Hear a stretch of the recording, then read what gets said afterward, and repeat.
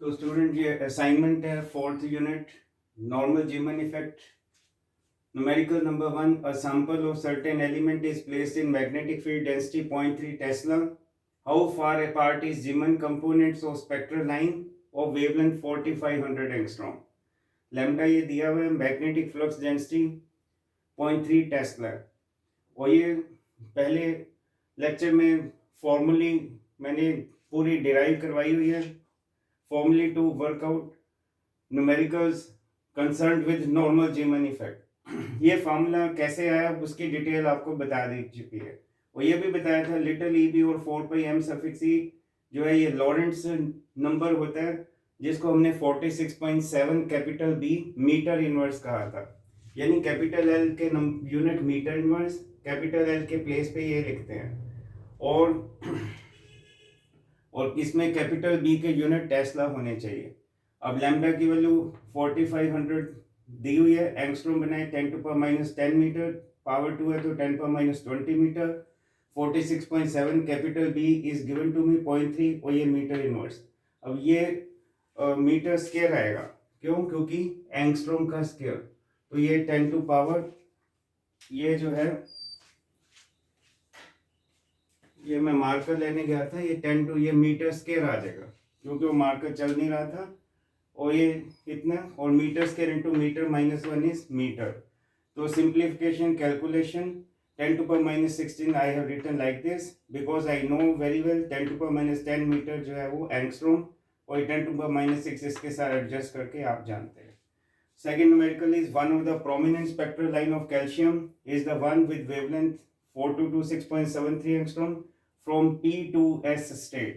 Calcium atom exhibit normal Zeeman patterns when placed in a uniform magnetic field of 4 Weber per meter square.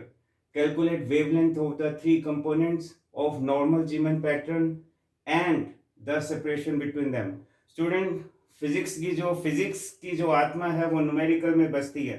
Numerical जरूर करने चाहिए आपको. Numerical करने से कई सारी चीजें याद रहती है. नॉर्मल जीमन इफेक्ट की एग्जांपल ही याद होगी, कैल्शियम.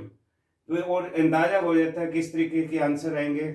और न्यूमेरिकल से कई कॉन्सेप्ट क्लियर होते हैं. फॉर्मूले तो याद रखने ही है. अब ये सेकंड न्यूमेरिकल भी बिल्कुल वैसे ही है जैसे पहला, क्योंकि नॉर्मल जीमन इफेक्ट में आपको नॉर्मल ट्रिपलेट की बात की थी. When observations are made perpendicular to direction of magnetic field, जिसमें दो लाइन होती थी, सिग्मा कंपोनेंट, और एक होती थी पाई. पाई होता था polarise parallel to direction of magnetic field, of course observation made perpendicular to direction of field. और सिग्मा होता था component plane polarise perpendicular to direction of magnetic field, of course observation made normal to direction of magnetic field. Strength of field इस question में ये दिया हुआ है, formula वही है. ये देखिए फिर फार्मूला, ये इस फार्मूले को तो आप रट लो, 3-4 बार लिख के देखो इस फार्मूले को. और पहले से अगर ये वैल्यू याद हो तो बहुत कैलकुलेशन इजी हो जाएगी. नहीं तो स्मॉल सी फिर इलेक्ट्रॉन का मास सब्स्टिट्यूट करेंगे, कैलकुलेशन इतनी कम्बरसम हो जाएगी. तो इसलिए ये याद रखेंगे. तो ये फार्मूला मैंने एज इट इज, यहाँ तक तो कोई दिक्कत नहीं आएगी. 46.7 कैपिटल बी की वैल्यू 4, और लैम्डा जो है गिवन टू में 4226.73. एंगस्ट्रॉम बनाए 10⁻10. आपको 10⁻20 लिख दिया क्योंकि ये स्केयर है. तो 10⁻10 इंटू 10⁻10, और ये एंगस्ट्रॉम के जो मीटर स्केयर हो गई है, और ये एंगस्ट्रॉम स्केयर के मीटर स्केयर, और ये मीटर आ गया. और कैलकुलेशन की, और ये फिर पावर एडजस्ट की, ये सारा कुछ. और ये यकीन मानिए, आप बिल्कुल काम कर वर्कआउट करिए कैलकुलेशन, आपको यकीनन 0.33 मिलेगा. और wavelength of one component is lambda 1 is lambda minus delta lambda. Lambda हमें ये दिया हुआ है, डेल्टा लैम्डा आपने वर्कआउट किया, इसमें से सब्ट्रैक्ट करिए पहली लाइन की वेवलेंथ. फिर दूसरा ये सिग्मा कंपोनेंट, और दूसरे सिग्मा कंपोनेंट की wavelength lambda plus delta lambda, ये आ गया. तीसरा तो अनडिस्प्लेस्ड ही है जो कि 4226.73 एंगस्ट्रॉम. न्यूमेरिकल 3 देखिए इस असाइनमेंट का. A sample of certain element is placed in 0.30 Tesla magnetic field and suitably excited. Question is, how far apart are the Zeeman components of 450 nanometer spectral line of this element? ये question भी बिल्कुल पहले दो numericals की तरह ही है. दो मैंने आपको करवाए हैं, तीसरा आप क्वेश्चन मैंने पढ़ दिया, रीड कर दिया. Read the statement of numerical 2 times and then think formula which formula is to be applied. इसको आप करके देखिए, मैं वेट करता हूँ। तो स्टूडेंट, वो न्यूमेरिकल मैंने आपको दिया था सॉल्व करने के लिए, उम्मीद है आपने कर लिया होगा, आप आंसर मिला सकते हैं। मैं फिर भी जिन्होंने नहीं किया उनके लिए बता दूं, strength of magnetic field is 0.3 Tesla. ये फार्मूला तो बार बार तीसरी बार मैं ये फार्मूला लिख रहा हूँ, और बार बार मैंने कहा इसको हमने क्या कहा, capital L Lorentz number which is unit metre inverse, यानी वेव नंबर वाले यूनिट 46.7 भी। बस कुछ नहीं करना, लैम्डा की ये 46.7 पहले लिख दिया, मैग्नेटिक फील्ड हमें 0.30 टेस्ला दिया है, और लैम्डा हमें 450 नैनोमीटर दिया हुआ है। ये ध्यान दें, एंगस्ट्रॉम नहीं है, 450 नैनोमीटर। जब भी न्यूमेरिकल देखे तो देखिए वेवलेंथ एंगस्ट्रॉम में है या नैनोमीटर में है। इस बार नैनोमीटर में है, तो नैनोमीटर में 10⁻⁹ मीटर, स्क्वायर करोगे तो 10⁻18 मीटर।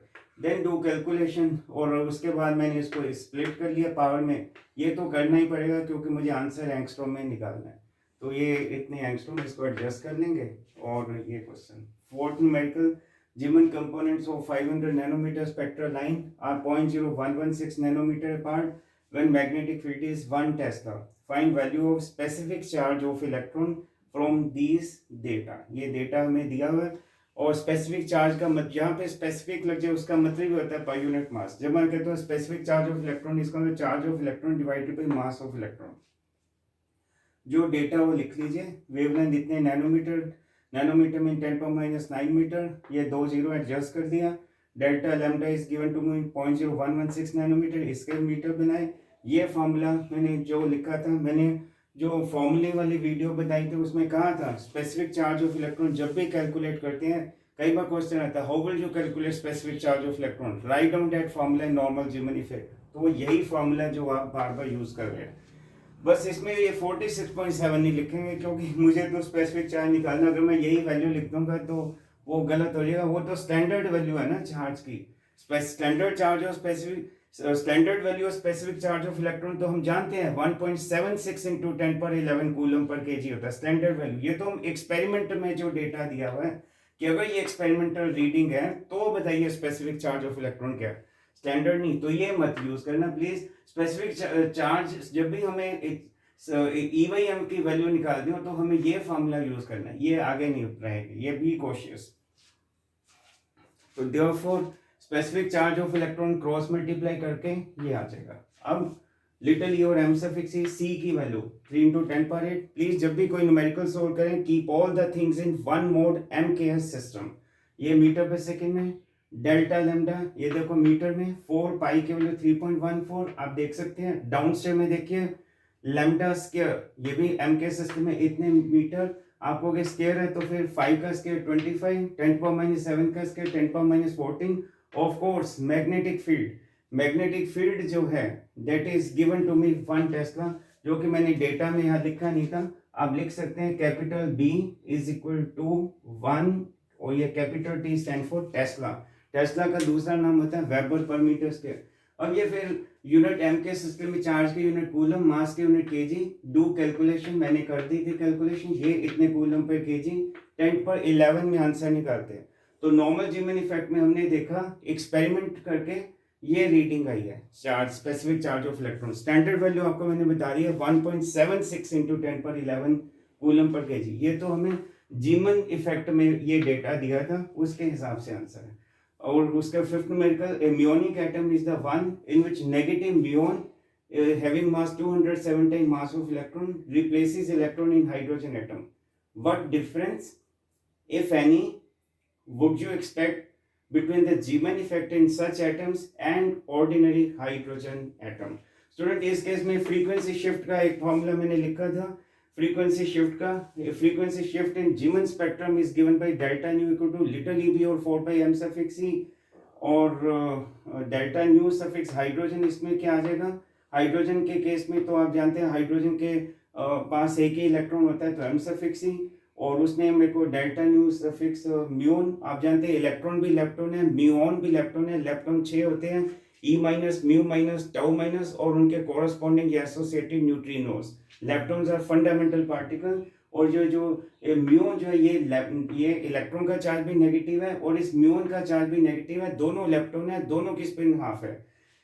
कह लेंगे डेल्टा न्यू सफिक्स म्यूनिक, अगर हम यही कहते हैं कि उसने ये कहा कि अगर जीमन इफेक्ट को हम म्यून, ये क्वेश्चन ध्यान से देखें, what difference if any would you expect between जीमन effect in such atoms and ordinary hydrogen atom.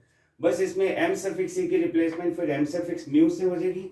Compare किया तो मैंने फिर इसको इससे डिवाइड किया और ये कैंसिल हो गए, एम सफिक्स ई और एम सफिक्स म्यू, यानी और ये मास हमें कितना दिया हुआ है 207 एमई, एम से एम ई कैंसिल तो 1/207 आ गया। Therefore cross multiply delta nu suffix Munich is 1/207 time delta nu suffix hydrogen. तो इस मामले से हमें इससे क्या निष्कर्ष मिला, इन्फर क्या हुआ, इन्फ्रेंस हमने ये ड्रॉ किया कि फ्रीक्वेंसी शिफ्ट, अब फ्रीक्वेंसी शिफ्ट कम होगी म्यूनिक में एज कम्पेयर टू हाइड्रोजन। अब फ्रीक्वेंसी शिफ्ट कम होगी तो एनर्जी सेपरेशन भी कम हो जाएगी। सो इसका मतलब frequency shift and energy separation for muon will be smaller than that for hydrogen atom. मतलब जो हाइड्रोजन एटम में दो कंसेक्टिव लेवल के बीच में गैप होता था वो वाइडली सेपरेटेड थे, लेकिन जब हम म्यूनिक एटम से करेंगे तो वो लेवल जो है they will come closer, nearer to each other, closer to each other, मतलब नजदीक आ जाएंगे, करीब आ जाएंगे, समीप आ जाएंगे। तो ये क्वेश्चन अक्सर इस प्रकार के क्वेश्चन कॉम्पिटिटिव एग्जाम में या फिर कुरुक्षेत्र यूनिवर्सिटी में भी इस प्रकार के क्वेश्चन आते हैं। विशेष रूप से स्पेसिफिक चार्ज का तो कई बार आया हो, आप देख सकते हैं। और ये मैंने 5 न्यूमेरिकल कराई, 1 2 3 और न्यूमेरिकल करा के असाइनमेंट को हम वाइंड अप कर देते हैं। तो स्टूडेंट नेक्स्ट न्यूमेरिकल है draw energy level diagram and calculate separation between adjacent normal Zeeman components for the 4 capital F state of an atom placed in magnetic field of 1.5 Tesla. Assume resultant spin angular momentum is 0. ये देखो resultant spin angular momentum 0, इसका मतलब clear है ये normal Zeeman effect के case का है और लिखा भी है नॉर्मल जीमन इफेक्ट। न्यूमेरिकल में पूरी इंफॉर्मेशन दी हुई है, तो न्यूमेरिकल को भी करने से फिजिक्स आती है। अब पता चल गया नॉर्मल जीमन इफेक्ट में ये तो कंफर्म है कि resultant spin angular momentum is 0 या स्पिन क्वांटम नंबर इज 0। ये डायग्राम बनाते हैं तो एक तरफ विदाउट फील्ड होता है, एक होता है विद फील्ड। जीमन इफेक्ट में वीक फील्ड लगाते हैं और जब फील्ड नहीं लगाया तो ये एक ही लेवल है, यानी एनर्जी E0। और एफ स्टेट में हम जानते हैं L is 3, यानी ऑर्बिटल क्वांटम नंबर इज 3। जब हम फील्ड लगाते हैं तो वो 7 लेवल्स में स्प्लिट हो जाएगा, क्योंकि स्प्लिटिंग किससे डिसाइड होती है, एम सफिक्स एल से। अगर एल की वैल्यू 3 है तो एम सफिक्स एल की वैल्यू क्या होगी, एल से लेके minus L. Higher L higher M suffix L higher energy, lower M suffix L lower energy. और हर दो एनर्जी लेवल के बीच में गैप सेम रहेगा, यानी जितना इन दो लेवल के बीच में सेपरेशन है उनके बीच में हर एक के बीच में सेपरेशन जो है वो सेम है। तो और आप जानते हैं सेपरेशन जो है that is may be in terms of wave number या इन टर्म्स ऑफ फ्रीक्वेंसी या इन टर्म्स ऑफ एनर्जी। हालांकि मुझे डेल्टा न्यू ही इस वक्त याद है, डेल्टा न्यू का एक्सप्रेशन मैंने आपको जीमन इफेक्ट में डिराइव भी किया था। Nu suffix L is equal to literally capital B और 4 पाई एम सफिक्स ई, और ई की वैल्यू 1.6 इंटू 10⁻19, क्योंकि हर दो लेवल के बीच में जो डेल्टा एम सफिक्स एल की वैल्यू आएगी वो 1 ही आएगी, चाहे वो 3 - 2 है तब भी delta M suffix L is 1, delta M suffix L 2 - 1 तब भी 1 है, डेल्टा एम सफिक्स एल 1 - 0 तब भी 1 है। तो डेल्टा एम सफिक्स एल की वैल्यू 1 ही रहेगी यहाँ पे। तो delta nu is equal to little e B और 4 pi m suffix e into delta M suffix l, और डेल्टा एम सफिक्स एल की वैल्यू हर बार 1 ही है, और ई की वैल्यू ये है, बी की वैल्यू अपन को दी हुई है क्वेश्चन में 1.5, 4 पाई की वैल्यू ये है, इलेक्ट्रॉन का मास इतना, सो मेनी हर्ट्ज आ जाएगा। और डेल्टा ई अगर एनर्जी सेपरेशन बताना चाहते हो कि ये हर दो लेवल के बीच में जो गैप ये डेल्टा ई है ये कितना है, तो आप डेल्टा ई की टर्म में बता सकते हैं। डेल्टा ई क्या आ जाएगा, बस डेल्टा न्यू को एच से मल्टीप्लाई कर देंगे। एच की वैल्यू हमें पता है 6.67 10⁻34 जूल सेकेंड, डेल्टा न्यू ये है।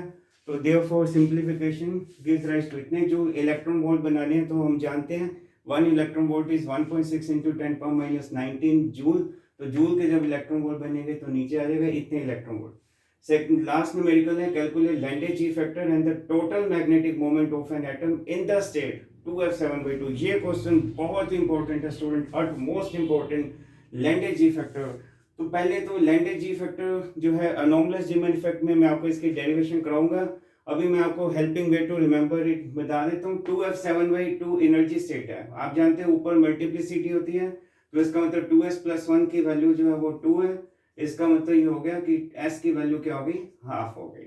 और नीचे j की वैल्यू है वो j कितना है 7/2 spectroscopic notation. f energy state में l की वैल्यू 3 होती है।